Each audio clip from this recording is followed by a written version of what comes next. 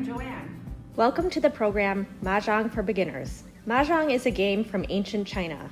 Its exact origins are unclear. It started out as a game for the aristocracy because the tiles were made of ivory and bamboo. After the fall of the ruling class, however, it became more available for everyone and quickly became the most popular game in the country. Mahjong quickly spread from China to all over the world. People who spent time in China brought the game back to the respective countries. By the 1920s, Mahjong had spread to the US, Japan, and Europe, as well as other parts of the world.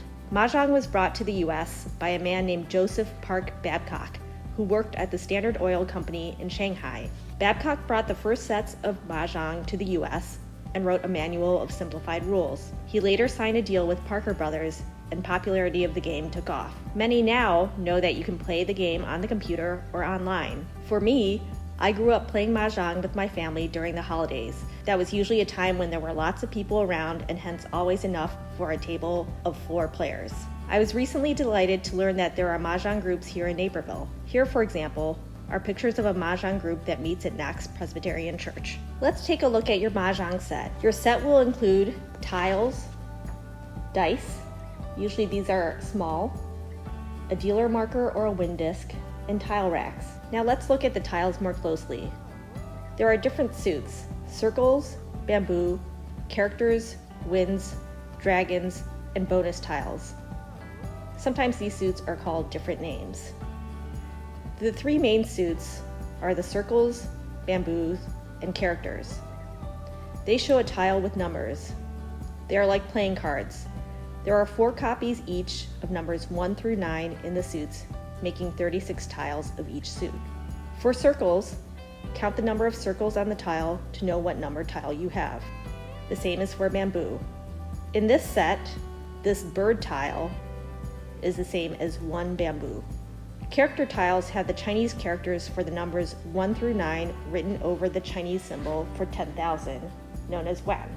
If you have a Mahjong set with Chinese characters, it may be hard for you to remember which character represents which number at first. I suggest you use a crib sheet, like the one that's used in this program. People also make up mental tricks to remember which character stands for which number. There are 4 copies of each of the 4 winds: north, south, east, and west. Some Mahjong sets have a small English letter in the corner.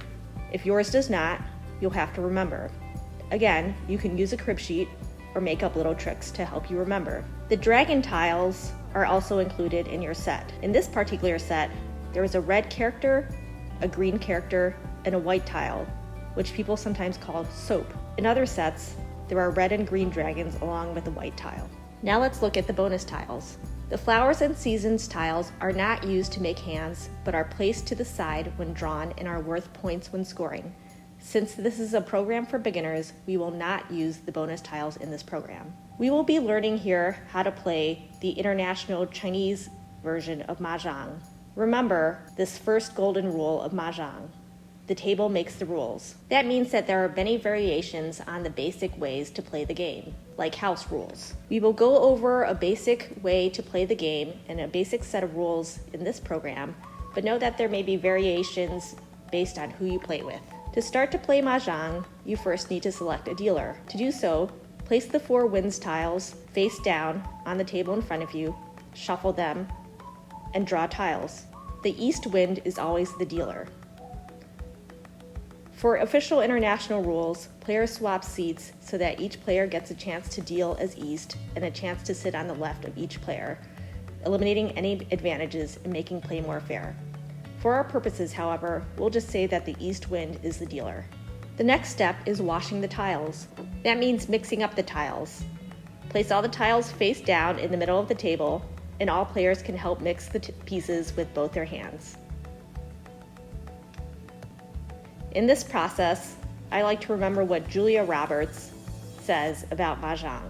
Mahjong is creating order out of chaos based on the random drawing of tiles. When the tiles are thoroughly mixed, each player takes face-down tiles and builds a wall in front of themselves. The walls should be 2 tiles stacked and 17 tiles long. Walls can be pushed inwardly and diagonally to make them easier to reach.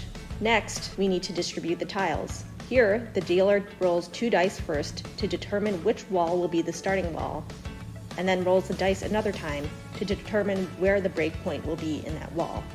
The break point is where the tiles are separated and dealt from. To determine the starting wall, the dealer rolls the dice and counts counterclockwise with the dealer's own wall, east, counting as 1, south as 2, west as 3, north as 4, east again as 5, and so on until the number of the dice roll is reached. To determine the break point, the dealer rolls the dice again. The player on the starting wall counts that many tiles from the edge of the wall and separates the wall at that point to make a break. East takes the first 4 tiles from the break point.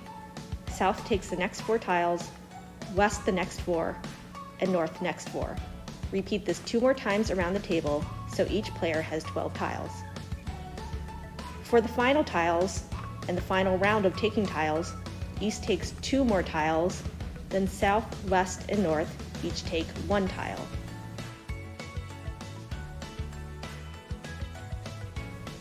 At the end of the tile distribution, the dealer has 14 tiles and the 3 other players have 13 tiles. Now, take a look at the rest of your tiles. In rare instances, a player will have drawn 4 of the same kind of tile. This is called a kang. If this happens, player may declare a concealed kang by melding the kang face down in front of them and drawing 1 replacement tile from the back end of the wall. We will revisit kangs later. Now take a look at the rest of your tiles. Remember that the goal of the game is to be the first to make Mahjong. You make Mahjong by completing 4 sets of 3 or 4 tiles and 1 pair. Here are the kinds of sets you can make. A chow consists of 3 consecutive tiles in the same suit. You can create this set by drawing the tile yourself on your turn or by claiming it from what the person directly on your right discards. A pong is made of 3 identical tiles. A kang, again, is 4 identical tiles. Whenever you meld a kang, or create a set of 4, you draw 1 replacement tile from the back end of the wall. Now let's start the game. The dealer begins by discarding a tile. When it is your turn, first wait. See if anyone, including you, wants the tile that was discarded. More instructions will follow if someone claims the discarded tile. If you don't want the tile, draw the next tile from the wall. See if your hand now contains a valid Mahjong, meaning 4 sets in a pair. If so, you can declare a Mahjong and end the game. If not, check to see if the tile you drew completes a kang or 4 of a kind. If so, you can play it in the following 2 ways. A melded kang means that you already have a melded pong or 3 of a kind revealed on the table. If you draw the 4th identical tile off the wall, you can play the tile face up to improve your pong to a kang. A concealed kang is when you have 3 of a kind that have not been revealed on the table. Then, if the drawn tile gives you 4 of a kind, you can place all 4 of them face down on the table as a concealed kang. This will hide the identity of the tiles from your opponents. After declaring a kang, immediately draw a replacement tile from the back end of the wall. When you have finished drawing a tile, discard a tile. Pick a tile from your hand that you no longer want and place it face up in the middle of the table. Once you have discarded a tile, your turn is over.